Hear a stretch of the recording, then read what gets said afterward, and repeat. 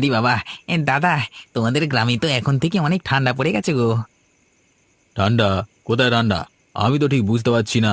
আমাকে তো শীত করছে না। ওরে বাবা, তুমি বলো কি গো? তোমার ঠান্ডা করেনি? আসলে তুমি তো এই গ্রামে থাকো, তাই জন্য কিছু অনুভূতি হয় না। যেমন আমাদের গ্রামে বন্যা হলে আমাদের কিছু মনে হয় না। তা যা বলেছিস তুই। যাক, ওসব কথা বাদ দে। তোকে এখানে যে জন্য আসতে বলেছিলাম, খবরটা নিয়ে এসেছিস তো? হ্যাঁ দাদা, সে আর বলতে। আমি গোপনে খবর নিয়ে এলাম। ওই কমলাকান্ত বাবুর মেয়ের সাথে আমাদের ওই পলাশ লুকিয়ে লুকিয়ে প্রেম করছে। হ্যাঁ। করাচ্ছি প্রেম?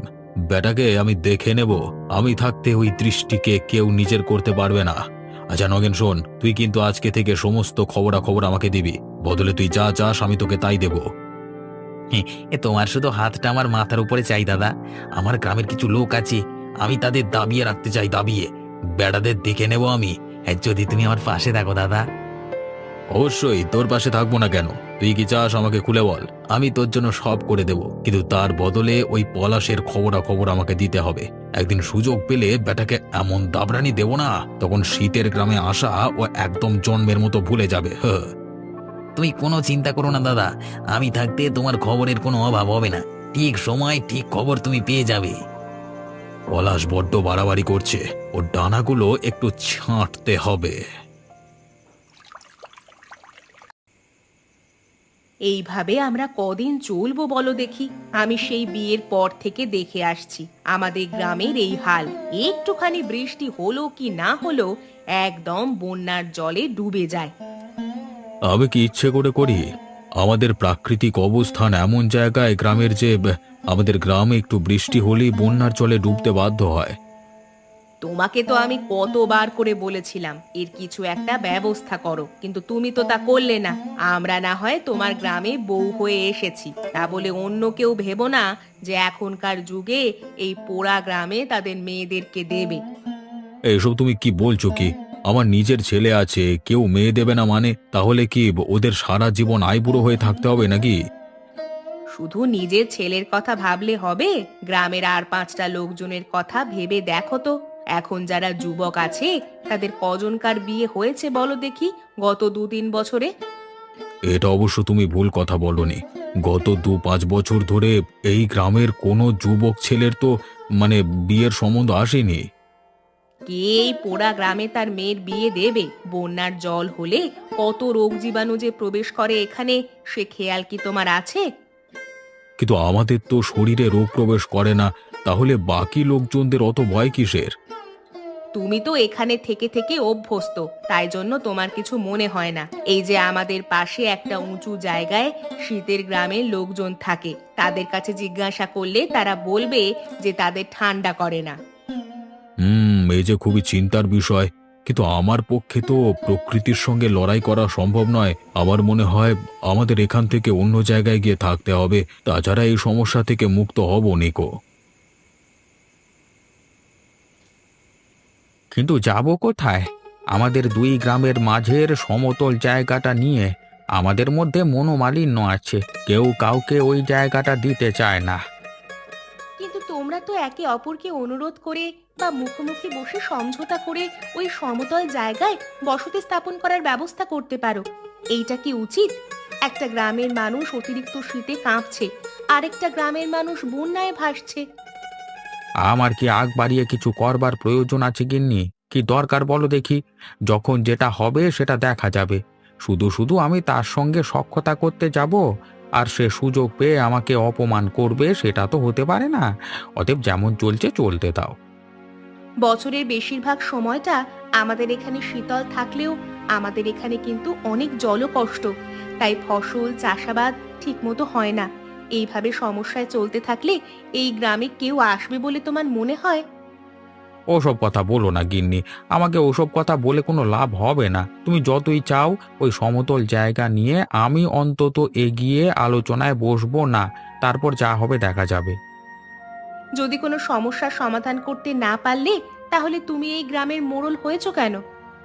আরে আমার গ্রামের লোকের তো কোনো অসুবিধে হচ্ছে না। তুমি শুধু শুধু কানের কাছে বকে চলেছো। আর যদি কারোর কোনো অসুবিধে হতো তাহলে তারা নিশ্চয়ই আমাকে বলতো, বলতো না? তা তখন তাদের কথা অনুযায়ী আমি নিশ্চয়ই কোনো ব্যবস্থা গ্রহণ করতাম। তুমি বলো না? তুমি জেনে শুনে আমাদের সমগ্র কষ্টের দিক থেকে মুখ ঘুরিয়ে আছো শুধু শুধু। এইভাবে ভালো থাকা যায় না। অন্তত ওই বন্যার গ্রামের লোকেদের থেকে তো ভালো আছো, এতেই শান্ত থাকো গিন্নি। তুই বল তো লাবণী, এই জায়গায় এসে কত আরাম, কিন্তু দুই গ্রামের দুজন মোড়ল ঝগড়া করে বসে আছে। এই জায়গাটাতে তো কেউ বসবাস করতে চায় না। ঠিকই বলেছিস। দেখ না, এখন যদি আমরা সবাই মিলে এখানে এসে বসবাস করি তাহলে কত ভালোই না হয়। দুই গ্রামের যে কজন অধিবাসী আছে তারা সবাই যদি এখানে দুটো গ্রাম করে থাকে তাহলে অনেকটা জায়গা পড়ে থাকবে, কিন্তু সেসব এরা কিছুই বোঝে না।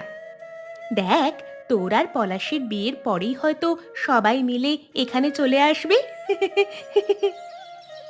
ধ্যার, তুই যে কি বলিস না, আমাদের কি আদেও বিয়ে হবে সেটাই এখন চিন্তা। ঘরের লোকেরা যদি আমাদের কথা জানতে পারে তখন দেখবি কি হাঙ্গামাটাই না হবে।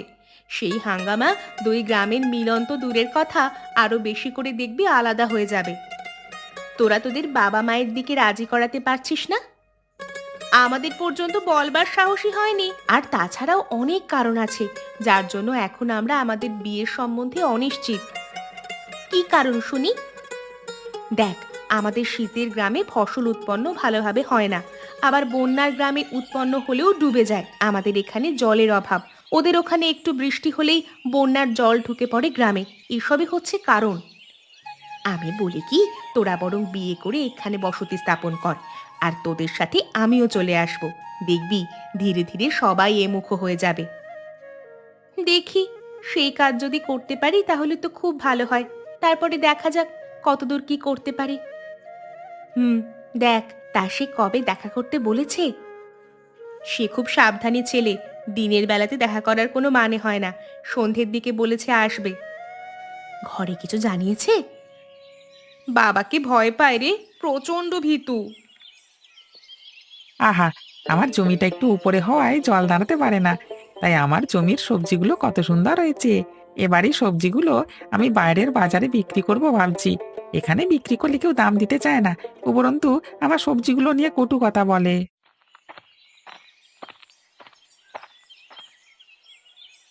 এই বেটা নকুল আবার এসে গেছে।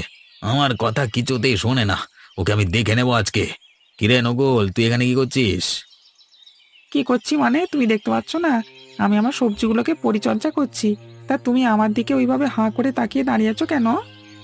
তোকে না আমি কতবার বারণ করেছি যে আমার এই জমিটার পাশে তুই কোনো রকম সবজি চাষ করবি না। তুই আবার কেন করেছিস? ও মা, আমি কি আজকে করেছি নাকি? এই সবজিগুলো তো আমার বড় হতে চললো, এরপর এগুলোকে তুলে তো আমি বিক্রি করতে দেবো। সেটাই বলছি আর কি। এটাই যেন তোর এই বাগানের শেষ ফসল হয়, ঠিক আছে? কেন? আমার এই জমিতে আমি সবজি চাষ করতে পারবো না? তোমার এ কেমন বিধান? আর তুমি আমাকে এরকম ভাবে জোর করছো কেন? নিজের জমি তো জলের তলায় ডুবে যায়, ওই জন্যই আমার উপর রাগ হচ্ছে নাকি? এই মুখ সামলে কথা বলবি বলে দিলাম। তুই আমার মুখের ওপর এইভাবে জোর গলায় কথা বলতে পারিস কি করে? তোমাকেও বলে দিলাম, তুমি যদি আমাকে আর কোনোদিন বলবে যে এই জমি থেকে চলে যেতে, তাহলে আমি বাবুর কাছে নালিশ করব। আমার সঙ্গে বেশি লাগতে আসবি না তো। মেরে কেটে ফেলে রেখে দিয়ে চলে যাব, কেউ জানতে পারবে না। তুমি আমাকে ভয় দেখাচ্ছ নাকি? তাহলে শুনে রাখো, ভয় পাবার লোক আমি নই। ঠিক আছে, আমিও দেখবো তুই তোর এই ক্ষেতের সবজি কি করে বাইরের বাজারে বিক্রি করতে পারিস। খবরদার বলে দিচ্ছি, তুমি যদি আমার ক্ষেতের সবজির কোনো রকম ক্ষতি করবার চেষ্টা করো তাহলে কিন্তু খুব খারাপ হয়ে যাবে। তুই আমার চাইলেও কিচ্ছু করতে পারবি না। আর তোর বাবুকে আমার নামে নালিশ করে কোনো লাভ নেই। আমি মনে করলেই তোর ক্ষতি করে অন্য জায়গায় গিয়ে নির্দ্বিধায় বসবাস করতে পারি। নিশ্চয়ই নগেনদা তলে তলে কোনো খারাপ লোকের দলের সাথে সম্বন্ধ রাখছে, না হলে এইভাবে গরম দেখিয়ে কথা বলতে পারে না। আমাকে আগেই সাবধান হতে হবে, সবজিগুলো এখান থেকে যত তাড়াতাড়ি সম্ভব তুলে নিয়ে চলে যেতে হবে, আর এই নগেনের উপর একটুখানি লক্ষ্য রাখতে হবে।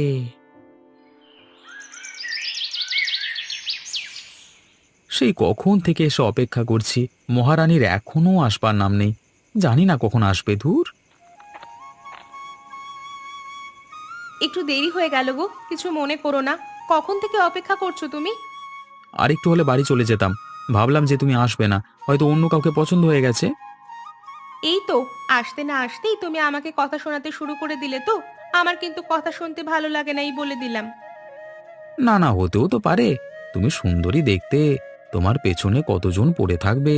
আর তাছাড়াও আমাদের গ্রাম পুরা গ্রাম, সেখানে গেলে হয়তো তুমি ভালো থাকবে না। হবে বলছি না, হতেও তো পারে। তাহলে দেখি, আমাকে তোমার বান্ধবীটাকেই না হয় মানে। একদম উল্টোপাল্টা কথা বলবে না বলে দিলাম। আমি প্রতিদিন ঘরের লোককে ধাপ্পা দিয়ে তোমার সঙ্গে রাত্রিবেলা দেখা করতে আসি, তার বেলা হয় না? যাও, তোমার যখন আমার বান্ধবীকে পছন্দ, তাহলে তার সঙ্গে দেখা করে নেবে। আমি চললাম। বিকল্প নাম্বার 2। আবার তুমি আমাকে রাগাচ্ছ? তুমি তো আমার বিকল্প খুঁজেই রেখেছো, আমার বান্ধবীকে। তুমি নিজের মতো আমাকে ভাবছো নাকি? আরে না না, তোমার সাথে ইয়ার কি করছি গো। তোমাকে রাগাতে আমার খুব ভালো লাগে। আচ্ছা বলো তো, আজকে আসতে এত দেরি হলো কেন? দাঁড়াও, আমাদের মেয়েদের ব্যাপারে তোমরা অত বুঝবে না। ও, তাহলে থাক, আর বলতে হবে না। আমাকে বলি বা লাভ কি বলো? আরে শোনো না, তাহলে বলি। মায়ের সাথে বাবার একটু আলোচনা হচ্ছিল, সেখানে আমি ছিলাম, তাই উঠে আসতে পারিনি। কি আলোচনা, বলা যাবে নাকি সেটাও ব্যক্তিগত? আলোচনা হচ্ছিল ওই সমতল জায়গায় বসবাসের ব্যাপার নিয়ে। মা বাবাকে খুবই চাপ দিচ্ছে তোমার বাবার সাথে এই বিষয়ে কথা বলবার জন্য, যাতে আমরা দুই গ্রামের মানুষেরা ভালোভাবে জীবনযাপন করতে পারি। আরে আমার মাও তো এই কদিন ধরে একই কাজ করে চলেছে। কি? আমাকে বলনি তো? আমার বান্ধবীকে বলবে বলে তুলে রেখেছিলে বুঝি? আরে না গো, শোনো না। আসলে ব্যাপার হচ্ছে, তুমি তো আমাদের গ্রামের ব্যাপারে সবই জানো।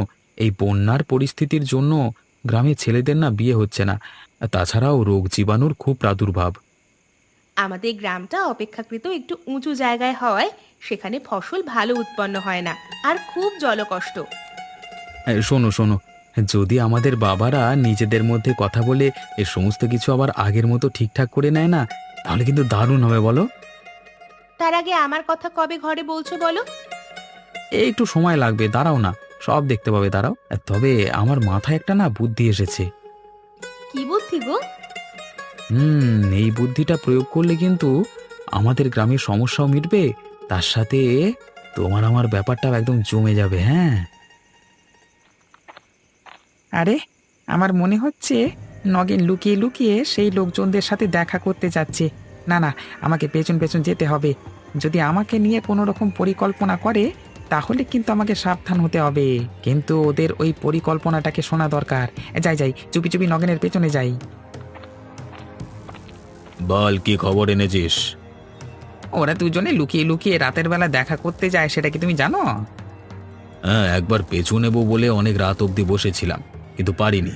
কখন যে কোনখান দিয়ে বেরিয়ে যায় বুঝতে পারি না। যাই হোক, তোমার এবার থেকে ওই মেয়ের মুখোমুখি কথা বলা প্রয়োজন, না হলে কিন্তু পাখি হাতছাড়া হয়ে যাবে। হ্যাঁ। এই আশঙ্কা করছিস কেন? কোনো ব্যাপার হয়েছে নাকি? আমি শুনলাম নাকি পলাশের মা তার বাবা অর্থাৎ আমাদের মোড়ল মশাইকে চাপ দিচ্ছে তোমাদের গ্রামের মোড়ল মশাইয়ের সাথে সম্বন্ধ ঠিক করে নিয়ে দুই গ্রামের লোকেরা একসাথে ওই সমতল জায়গায় বসবাস করবার জন্য, বুঝলে? আরে এটা তো একদম ভয়ঙ্কর খবর দিলি তুই। তার মানে তাদের মধ্যে যদি একবার সখ্যতাটা হয়ে যায়, তাহলে নিশ্চয়ই পলাশ আর দৃষ্টি তাদের কথা তাদের বাবা মাকে বলে দেবে। তুমি আমাকে একটা দলবল দাও না গো। আমি পলাশকে রাত্রিবেলায় একা পেয়ে ধরে দুঘা ঠেঙিয়ে দিয়ে আসি, আর তুমি ওই মেয়েকে ভয় দেখাও, ব্যাস তাহলেই হয়ে যাবে। এখন মনে হচ্ছে সেটাই করতে হবে। যাক, তোকে আমার খবরি করে বেশ ভালোই হয়েছে। আরে, এরা তো পলাশের কথা বলছে।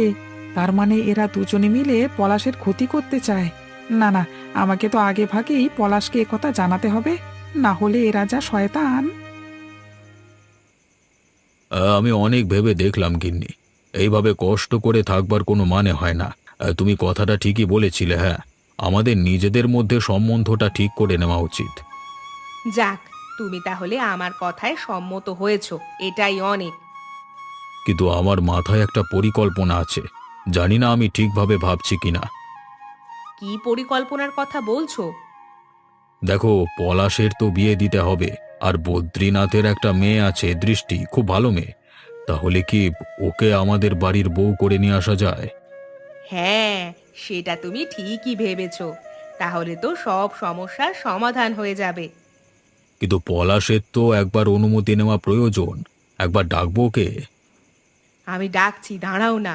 পলাশ, পলাশ, একবার ভেতরে আয় তো বাবা। কি হলো, ডাকলে কেন? আসলে বাবা, তুই তো বড় হচ্ছিস, ভাবছি তোর বিয়ের এবার ঠিক করতে হবে, তাই তোর অনুমতি চাইছিলাম আর কি। বিয়ে? না না, এখন বিয়ে মানে এখন তো আমি প্রস্তুতি নই। আরে আমার কথাটা তো আগে সম্পূর্ণ করতে দে। তোর বিয়ের উপর অনেক কিছু নির্ভর করছে। আমার বিয়ের উপর আবার কি নির্ভর করছে শুনি? আমাদের দুই গ্রামের সখ্যতা, আর তুই আর না করিস না বাবা। তো তার মানে আমি তো কিছুই বুঝতে পারলাম না। মানে আমরা ভাবছি বদ্রীনাথ বাবুর মেয়ে দৃষ্টির সাথে তোর বিয়ে দেব, তুই আর না করিস না বাবা। আরে, এই যে মেঘনা চাইতেই জল, কিন্তু আমাকে এখন হ্যাঁ বললে হবে না। কিন্তু এখন থেকে কি খুব প্রয়োজন ছিল? হ্যাঁ রে বাবা, যত তাড়াতাড়ি হয় তত তাড়াতাড়ি ভালো। এইভাবে কষ্ট করে আর থাকতে ভালো লাগছে না। এবার আমরা ভাবছি তোদের বিয়ে দেওয়ার সাথে সাথেই সেই আনন্দে আমরা গোটা গ্রাম সমতল এলাকায় গিয়ে বসবাস করতে শুরু করব। ঠিক আছে, তোমরা যখন ভেবেই ফেলেছো তখন আমি আর কি বলবো। যা ভালো বোঝো করো।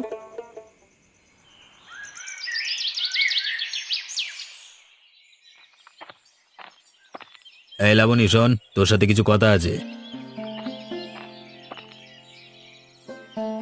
হ্যাঁ, কি বলবে বলো। তা তোর বান্ধবীকে একটু সামলা। কিসব করে বেড়াচ্ছে এখন থেকে, হ্যাঁ?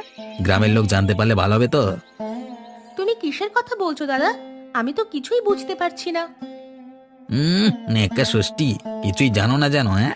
আমাদের এই দৃষ্টি কমলাকান্ত বাবুর ছেলের সাথে একটু বেশি ন্যাকামি শুরু করেছে। তা তুই তোর বান্ধবী হয়ে কিছু জানিস না? এটা আমাকে বিশ্বাস করে নিতে হবে, হ্যাঁ? সেটা ওদের ব্যাপার, তুমি ওদের বিষয়ে নাক গলাচ্ছ কেন?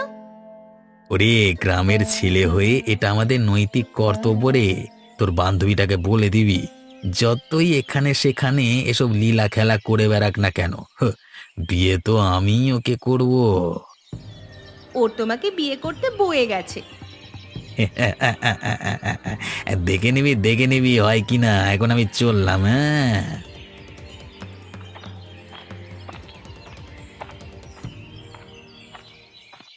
কি বলছিস কি রে তুই? সুশীল এ কথা জানে কি করে?